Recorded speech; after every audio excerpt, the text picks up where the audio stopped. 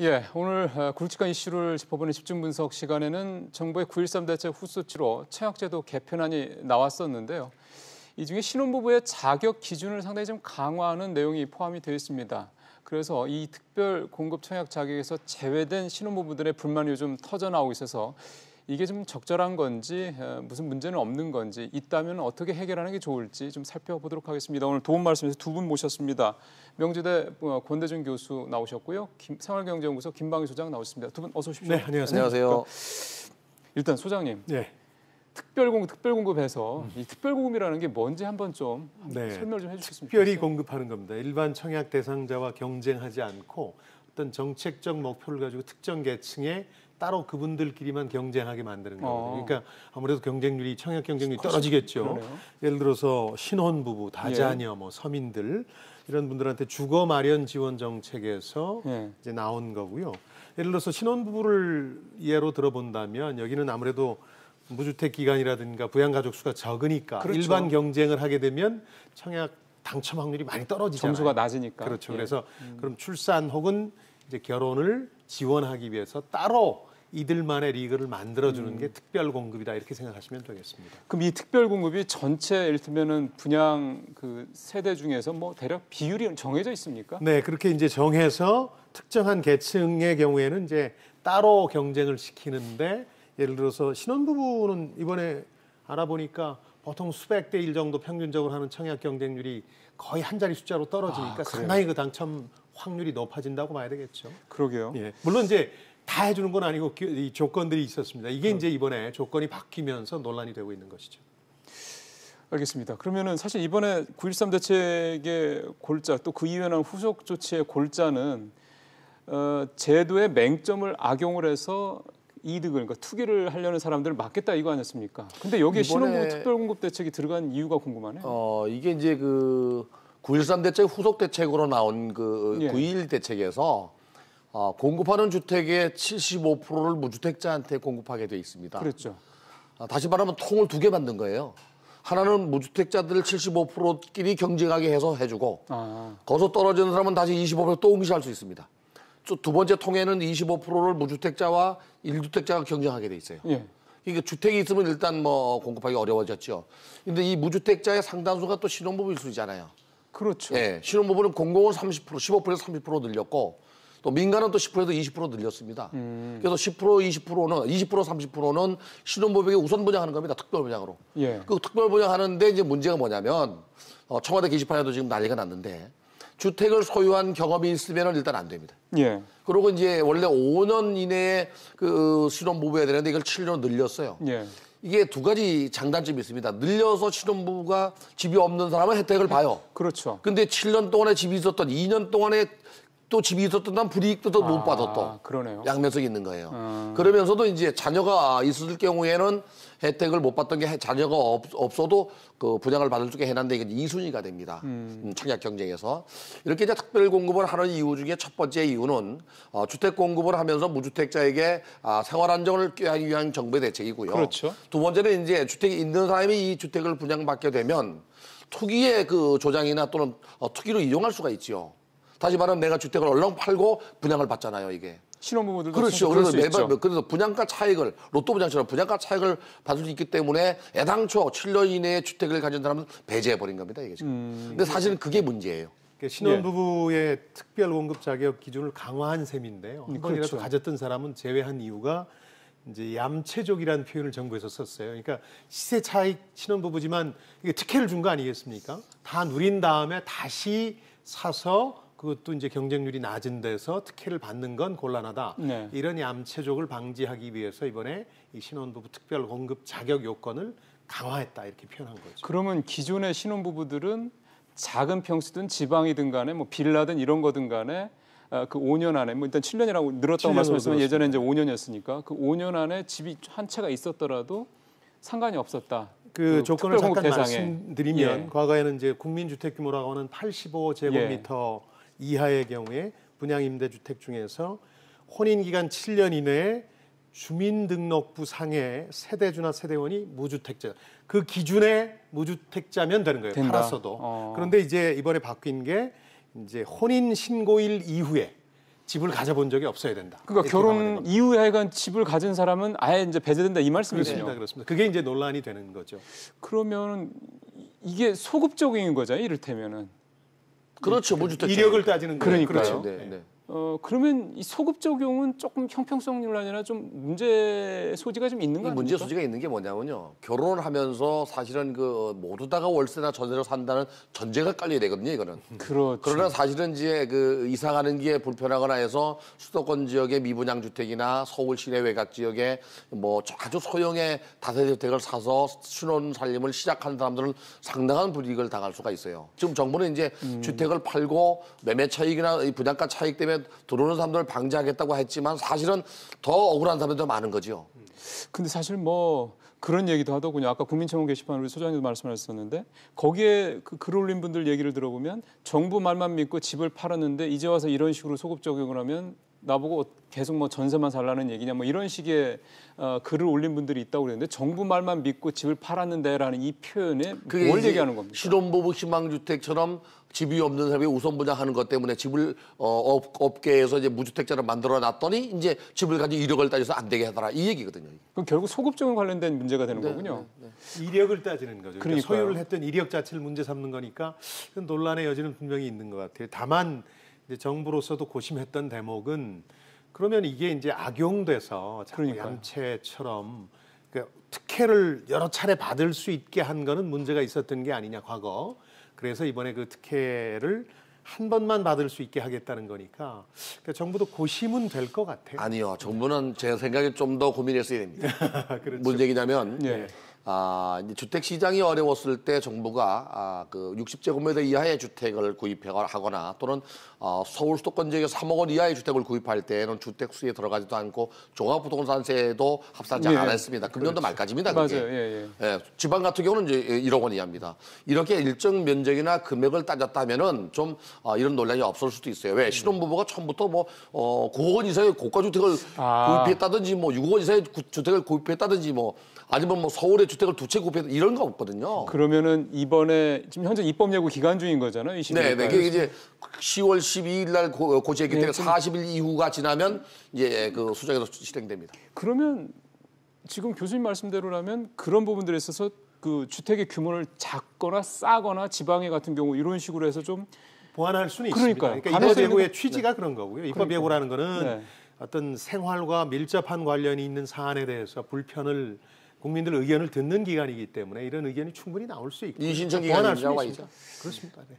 그럼 이거는 이제 기존에 그렇게 해서 불이익을 불이익을 당할 수밖에 없게 된 분들 얘기고요. 근데 사실 국민청원 게시판에 오른 다른 글들을 보면 그런 얘기도 하십니다. 정부의 무주택 우선 이런 정책 취지에 어긋나는 그런 일을 하지 않았으면 좋겠다. 뭐 불만이 목소리가 없을 수가 있겠느냐. 하지만 정부의 정책 의지가 더 중요하다. 이런 얘기도 있단 말이에요. 그게 이제 그 정치의 오락가락 같다는 얘기거든요. 그게 5년이 왜 7년 늘어났느냐. 근데 그게 가장 이제 컸던 것 같아요. 이력 아까 우리 소장님 말씀대로 이력을 따지지 않으면 문제가 없는데 이력을 따지면 2년 동안 무주택 기간을 신혼부부 기간을 2년 늘려준 건 좋은데 그 2년을 늘리는 바람에 주택을 구입해서 팔았던 기간이 모자라는 사람도 있거든요, 이게.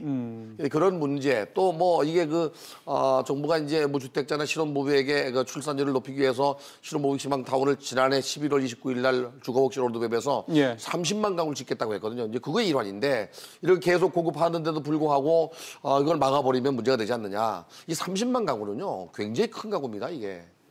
그러니까 요즘처럼 뭐 이번, 결혼도 별로 안 하는데 그렇죠. 주택 공급에 대한 규칙 이제 시행 규칙이죠. 이거 입법 예고를 한 셈인데 이거 말고도 논란이 한두 가지가 더 있는데 어떤 거요 또 생각이 예를 들어서 그 너무 과한 처벌이다. 6개월 안에 일주택자도 말씀하시는 거죠. 이제 처분하지 않으면 1주택자의 경우에 이제 과태료 5천만 원, 징역 3년 이하 혹은 벌금 3천만 원 이하니까 이제 좀 과한 거 징벌적인 아니냐. 느낌이 좀 있죠. 그런 부분하고 또 하나가 이제 아까 75%를 우선 무주택자한테 주고 25%도 탈락한 사람과 같이 경쟁하는 거니까 이렇게 따져보니까 물론 이제 업계 추정이니까 정확치는 않습니다만 당첨 확률이 1주택자의 경우에 예. 거의 뭐 5% 미만으로 떨어지는 거 아니냐. 그러게요. 그래서 이제 그런 논란들이 있는데요. 그러니까 저는 약간 시의성도 있다고 생각해요. 이게 지속될 정책은 아니라고 보고요. 그럼요. 예. 지금 무주택자 위주로 철저하게 관리하겠다는 의지의 표현인데 다만 교수님 말씀처럼 선의의 피해자가 좀 나타나고 있어서 보완 대책은 필요한 것 같아요. 주택 공급에 관한 규칙이 그 법도 아니고 시행령도 아니고 장관의 규칙입니다. 그러니까 장관이 바뀔 때마다 바뀝니다. 그러네요. 그러니까 뭐 지속적으로 아까 말씀하신 대로 오래 갈 건 아니지만 이제 정부의 의지는 그 1가구 2주택, 3주택자들의 투기 수요를 없애겠다는 거. 예. 또 1주택자들도 자기 집을 팔고 다시 옮기면서 시세 차익을 누리지 말아라. 뭐 이런 얘기인데 그걸 철저하게 배제하는 거는 좀 잘못됐다. 시장의 논리가 무주택자만 시장에 있는 건 아니거든요.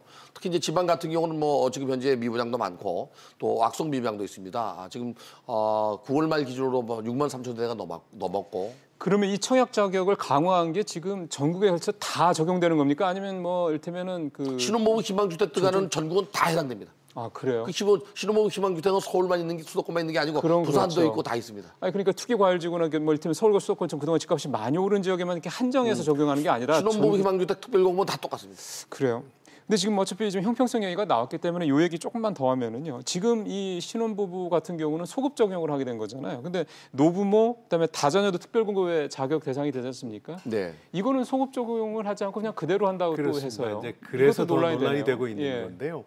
그러니까 그 청원 게시판 같은 데 올라온 거를 유심히 보면 그 상대적 피해 의식 중에 그런 게 있더라고요. 말씀하신 것처럼 다른 특별공급과의 예. 형평성 문제도 하나 있고 또 하나는 궁극적으로 보면 이른바 이제 신혼부부가 돼서 자녀가 생기고 그러면서 집을 넓혀가고 싶은 게 인지상정이잖아요. 그러니까요. 그걸 사실상 원천봉쇄하는 게 아니냐 하는 이제 상대적 피해 의식이 강하고 더 들어가 보면 이분들이 뭐라고 얘기하고 있느냐면 무주택자 우선 배려하는 건 맞는데 사실상 그 1주택자들을 투기에 잠재적 투기의 주범처럼 이제 몰고 가는 속성이 있다. 아까 얘기한 뭐 그런 사법 처벌을 포함해서 그러니까 불쾌하죠. 예, 좀 그것 때문에 감정적으로도 조금 사실은 불쾌한 것 같아요. 그 신혼부부 희망주택을 왜 공급하는지가 알아야 됩니다. 예.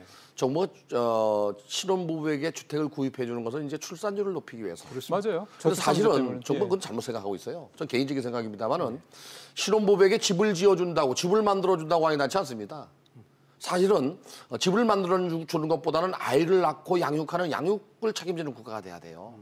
다른 나라 사례 프랑스가 그래요. 프랑스나 다른 나라는 다 그래요. 그러면은 우리나라는 지금 말씀하신 대로 이 주택 정책을 저출산을 어떤 해소하기 위한 해법으로 지금 네. 적용하고 있다는 말씀이잖아요. 근데 효과가 별로 없을 거다 말씀하시는 거. 그러면 프랑스 같은 경우 좋아진 건 대부분의 외국은 그 양육 쪽으로 네, 해서 양육을 책임지는 국가가 됩니다. 우리나라도 만약에 예를 들어서 뭐 동사무소나 파출소나 이런 그 공공기관이 비어 있잖아요. 그런 것들을 유치원이나 유아방으로 만들고 방과후 교실로 만들어서 예. 고용도 창출시키면서 아이를 낳으면 거다 맡기고 퇴근할 때 데려가는 양육을 책임지는 국가가 돼야 돼요. 그런 부분은 이제 동의합니다만 예. 이제 주택 마련을 신혼부부들한테 지원하는 이유는 우리나라 이제 부동산 시장의 특성인데 신혼부부가 도저히 집을 살 형편이 안 그런 돼서 것도 있죠. 예. 다른 나라와 좀 달리 주거 안정을 위한 이제 그런 특별한 혜택을 주고 있는 거죠. 전혀 하지 말라는 얘기 아니라 양쪽 양면성을 가지고 가야 그런 면이 되는데 있습니다. 지금 2, 4분기에 그 출산율이 0.97%밖에 안 됩니다. 둘이 결혼해서 한 명도 안 난 거예요. 그렇죠. 네. 심각한 문제긴 합니다. 그러니까 결국은 지금 저희가 오늘 이 얘기를 하고 있는 거에 큰 틀에서 보면 결국 청약제도가 너무 복잡하고 좀 이를테면 이제 왔다 갔다 그 뭐 좀 정권 바뀔 때마다 장관 바뀔 때마다 왔다 갔다 이런 문제에서 좀 비롯된 게 상당히 좀 크다라는 생각이 드는데 요 얘기를 오늘 좀 두 분 말씀을 좀 각각 좀 들었으면 좋겠습니다. 먼저 교수님부터 말씀해 주시죠. 청약제도 이 근본적인 문제가 뭐다? 그래서 나는 이렇게 바뀌었으면 좋겠다 생각하시는 바가 있으시다. 사실은 청약제도는 1977년도부터 시작을 됐는데 장관이 바뀔 때마다 적게 한 5번에서 10번씩 바뀝니다, 이게. 이게 이제 지역마다 또 적용이 다르고. 예.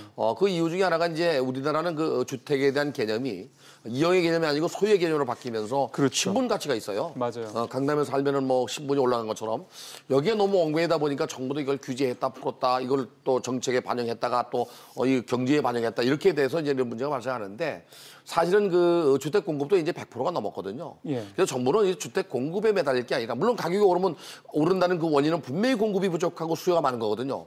이 두 가지의 양면성을 해결하되 그보다 더 중요한 것은 주택에 대한 개념을 이제 이 패러다임을 바꿀 때가 됐어요, 정부가. 어떤 식으로요? 그러니까 주택은 소유의 개념이 아니고 아니라 이용의 개념이라는 거. 그다음에 이용의 개념이다. 이용 개념이다. 네, 네. 그리고 이 주택은 부의 축적이나 또는 자산 축적의 기준이 아니라는 거. 주택만큼은 특히 주택만큼은 그렇게 만들어줘야 되고 그래서 제가 이제 강조하는 것 중에 하나가 예전에 이 방송에 나와서 말씀드렸지만은 정부가 지금 주택 공급을 늘리기로 했잖아요, 그죠? 예. 강남이나 강남 주변 지역의 집값이 오를 수 있고 로또가 될 수 있는 건 전부 연구임대로 가라. 이용하는 걸로 끝나야 돼요. 이걸 분양하다 보니까 분양하면 인근 지역과 시대 차이 있다 보니까 너도 나도 청약에 들어가서 분양만 되면은 중산층이 돼요, 바로. 예. 그러니까 너도 나도 부동산에 또 매달리는 거라. 그러지 말고 영구 임대로 가면 사는 걸로 좋게 해야 되거든요. 이제는 주택 정책 자체가 이렇게 매번 장관이 바뀔 때마다 청약 제도가 바뀔 게 아니라 청약 제도는 기본적으로 만들어 놓고 무주택자 중심 또 1주택자 중심으로 만들어 놓고 이 주택에 대한 개념 자체의 패러다임을 바꿀 때가 됐다. 저는 그렇게 생각합니다. 알겠습니다. 우리 소장님께서는 이 청약제도 문제에 대해서 근본적으로 뭐가 문제라고 생각하십니까? 청약제도도 이제 세금처럼 이제 누더기가 되는 이유가 정책적 혹은 정치적 고려를 수시로 하다 그렇죠. 보니까 누더기가 됐는데 이 누더기를 고치기가 참 어려워요. 세금도 마찬가지인데. 왜냐하면은 이미 누군가는 혜택을 보고 있고 이번 신혼부부권도 마찬가지입니다만 제도를 바꾸는 순간 상대적 피해자가 탄생을 해요. 이 사람들이 동의를 못한단 말이에요. 그래서 저는 청약제도 개편을 교수님 말씀처럼 할 수는 있는데 지금처럼 부동산에 열기가 있는 상황에서는 안 되고 선안정 후 개편. 부동산 시장이 정말 안정이 좀 되고 말씀하신 것처럼 약간 패러다임도 바뀌고 그럴 무렵에는 청약제도 전반에 대해서 손을 봐야 할 거라고 생각합니다. 지금은 불가능할 것 같아요. 피해자들이 양산될 가능성이 있어서. 이게 혹시 후분양제가 지금 문재 대통령 대선 공약 중에 후분양제가 있잖아요. 도입되게 된 동기가 네. 우리가 이제 77년도에 주택 공급이 부족하던 시절에 선분양제를 도입한 겁니다. 그렇죠. 근데 우리나라만 선분양제가 있는 걸로 또 남들이 이야기하는데 그렇진 않아요. 일본은 선후분양제 선택하게 돼 있고 미국도 있습니다. 단지 이제 주택 공급을 원활하게 하기 위해서 선분양제를 도입했거든요. 다시 말해 수분양자에게 계약금이나 중도금을 받아서 땅을 구입하고 건물을 짓게 한 거거든요. 예. 이제 주택 공급이 100%가 넘었거든요. 이제 서서히 자연적으로 시장이 후분양제로 갈 겁니다. 강제로 뭐 이렇게 끌어내릴 이유는 없고요. 그러나 이제 선분양제도의 단점은 바로 이제 분양권 전매거든요. 그렇죠. 이게. 그리고 이제 주택 공급의 과열인데 후분양제로 간다고 해서 이게 단점이 없는 건 아닙니다. 후분양제로 가면 수분양제가 일시에 많은 돈을 지급해야 됩니다. 부담이 좀 크죠. 네, 또 하나 좋은 지역 같은 경우 매매하자마자 매매 차익이 있는 지역 또 역시 투기가 일어납니다. 그래서 이거는 뭐 40%, 60%, 80% 이렇게 단계적으로 후분양제를 유도하고 그렇게 되면 이제 선분양제의 단점 중에 또 하나인 부실공사를 막을 수 그렇죠. 있고 그것도 있겠죠. 여러 가지 있습니다. 그러나 사실은 집 같은 경우는 겉으로 봐서 하자를 구분하기는 쉽지 않아요. 살아봐야 합니다. 살아봐야죠. 네, 그러나 이제 후분양제로 가면 예. 시장은 분명히 재편됩니다. 예. 네. 저 소장님도 시장이 정상화되는 과정이라는 생각이 좀 드는데 그런 과정에서 여러 가지 이제 상대적 피해자들이 생기긴 하지만 조금 손을 보고 있는데요. 어렵다는 걸 다시 한번 느낍니다. 이 별건 아닌 것 같았지만 대책에 디테일이 나오니까 바로 또 피해를 입은 선의의 피해자들이 굉장히 발끈하고 계신 거거든요. 그래서 부동산 시장 정책이라는 게 참 어려운 과제라는 생각이 듭니다. 집값이 만약에 우리가 소위 말해서 물가 상승 수준 정도로만 집값이 그렇죠. 오르가는 상황이라면 아마 집에 대해서 이렇게까지 청약제도 과열, 뭐 선분양제도에 따른 무슨 문제점들, 그렇죠. 뭐 강남 무슨 로또 분양 이런 얘기들이 사실 안 나올 수 있겠습니다만.